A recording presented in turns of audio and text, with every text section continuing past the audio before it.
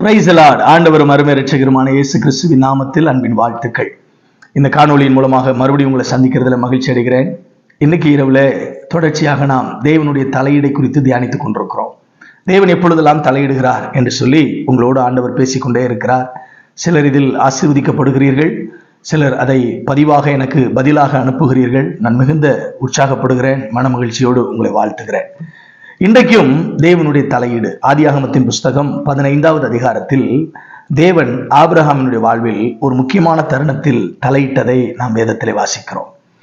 ஆதியாகமம் 15வது அதிகாரத்துல ஆபிரகாம் ஒரு காரியத்தை ஆண்டவரிடத்தில் சொல்லுகிறார். பின்னும் ஆபிரகாம், 3வது வசனம் சொல்கிறது, பின்னும் ஆபிரகாம், தேவரீர் எனக்கு புத்திர சந்தானம் அருளவில்லை, இதோ என் வீட்டிலே பிறந்த பிள்ளை எனக்கு சுதந்திரவாளியாய் இருக்கிறான் என்றான். அப்பொழுது கர்த்தருடைய வார்த்தை அவனுக்கு உண்டாகி, இவன் உனக்கு சுதந்திரவாளி அல்ல, உன் கற்ப பிறப்பாய் இருப்பவனே உனக்கு சுதந்திரவாளி ஆவான் என்று சொல்லி அவர் அவனை வெளியே அழைத்து, நீ வானத்தை அண்ணாந்து பார், நட்சத்திரங்களை எண்ணக்கூடுமானால் அவைகளை எண்ணு என்று சொல்லி, பின்பு அவனை நோக்கி, உன் சந்ததி இவ்வண்ணமாய் இருக்கும் என்றார். என் அன்புக்குரியவர்களே, இந்த 15வது அதிகாரத்துல ஆபிரகாமுக்கு ஆண்டவர் ஒரு வார்த்தையை சொல்லுகிறார். நான் உனக்கு பலமும் மகா பெரிய கேடகமாய் இருக்கிறேன் என்று சொல்லி அவரை உற்சாகப்படுத்துகிறார். ஆனாலும் ஒரு விதமான சோர்வு. என்ன? ஆபிரகாமுக்கு பிள்ளை இல்லை. இவ்வளவு வாக்குத்தத்தங்கள், இவ்வளவு வெற்றிகள், இவ்வளவு விட்டு கொடுக்கிற அனுபவம், இவ்வளவு அர்ப்பணம், இவ்வளவு ஒப்பு கொடுத்தல், இவ்வளவும் இருந்தும் இன்னும் எனக்கு பிள்ளை இல்லை என்கிற ஒரு குறை இருந்து கொண்டே இருக்கிறது. ஆகவே இனி எனக்கு பிள்ளை பிறப்பதற்கு வாய்ப்பு இல்லையோ என்கிற ஒரு மனநிலையோடு ஆபிரகாம் ஆண்டவரிடத்தில் பேசுகிறான். தேவரீர் எனக்கு புத்திர சந்தானம் அருளவில்லை, இதோ என் வீட்டில் பிறந்த பிள்ளை எனக்கு சுதந்திரவாளியாய் இருக்கிறான் என்றான் என்று வேதத்திலே வாசிக்கிறோம். என் அன்புக்குரியவர்களே, நம்முடைய வாழ்க்கையில சோர்வுகள் வரும் பொழுது நாம் தவறான முடிவுகளையும் தீர்மானங்களையும் எடுத்து விடுகிறோம்.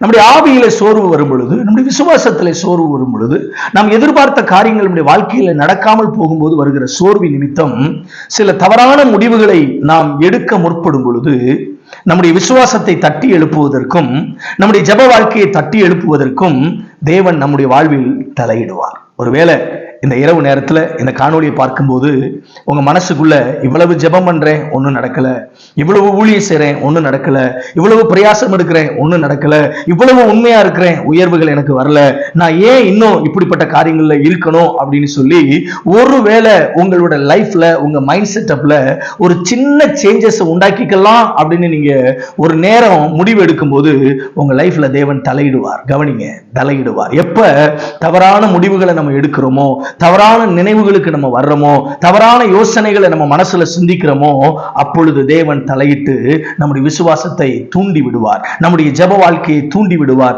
நம்முடைய ஆவி அர்ப்பணங்களை தூண்டி விடுகிற தேவனாய் இருக்கிறார். இன்றைக்கு இந்த இரவு நேரத்துல அன்றைக்கு ஆபிரகாமிடத்துல தலையிட்ட அந்த ஆண்டவருடைய வார்த்தை இந்த இரவுல படுக்கைக்கு போகிறதுக்கு முன்னால உங்கள் சிந்தையில நீங்கள் சிந்தித்துக் கொண்டிருக்கிற இந்த நேரத்துல தேவனுடைய வார்த்தை உங்கள் வாழ்வில் தலையிடட்டும். தேவனுடைய வார்த்தை உங்கள் வாழ்வில் தலையிடட்டும். இல்லை, சூழ்நிலைகளை பார்க்க வேண்டாம், பிரச்சனைகளை பார்க்க வேண்டாம், உயர்வுகள் இல்லாததை நினைத்தோ, ஆமென், நீங்கள் உண்மையாய் இருந்தும் உங்கள் உண்மை அங்கீகரிக்கப்படாமல் இருக்கிறதை நினைத்தோ நீங்கள் கலங்க வேண்டாம். தேவன் தலையிட விரும்புகிறார். வானத்து நட்சத்திரங்களை எண்ணக்கூடுமானால் எண்ணிப்பார் என்ற ஆபிரகாமை ஆண்டவர் வெளியே அழைத்து நட்சத்திரங்களை பார்க்க வைத்து அவன் வாழ்வில் விசுவாசத்தை தூண்டினது போல இன்றைக்கும் உங்கள் கண்களிலே சில அற்புத அடையாளங்களை காண்பித்து உங்கள் விசுவாசத்தை தேவன் தூண்டிவிட விரும்புகிறார். அவர் உங்கள் வாழ்வில் தலையிட்டு உங்கள் வாழ்வில் நீங்கள் நினைத்து பார்த்திராத எல்லைகளை தேவன் உங்களுக்காக பாதைகளாக திறந்து உங்களை ஆசீர்வதிக்க அவர் போதுமானவராக இருக்கிறார். ஆகவே நீங்கள் தவறான முடிவுகளை எடுக்க முற்படும் பொழுது தேவன் தலையிடுவார். ஒருவேளை இன்னைக்கு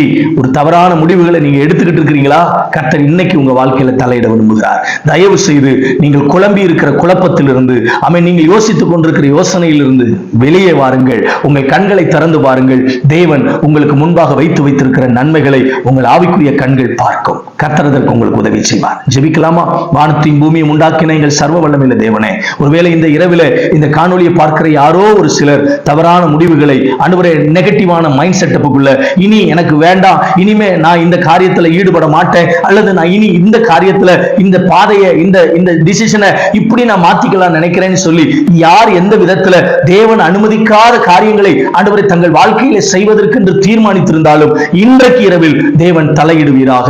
அவர்களை இருக்கிற எல்லையிலிருந்து, இருக்கிற நிலையிலிருந்து வெளியே கொண்டு வருவீராக. அவர்கள் ஆவிக்குரிய கண்களை கர்த்தர் திறப்பீராக, அற்புதங்களை பார்ப்பார்களாக.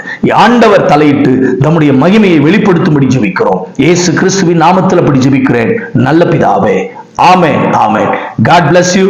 Have a good night. Wrong decision வேண்டாம். கர்த்தர் அதிலே தலையிட்டு உங்கள் கண்களை திறந்து உங்கள் அற்புதங்களை பார்க்க உதவி செய்வார். Have a good night. Amen.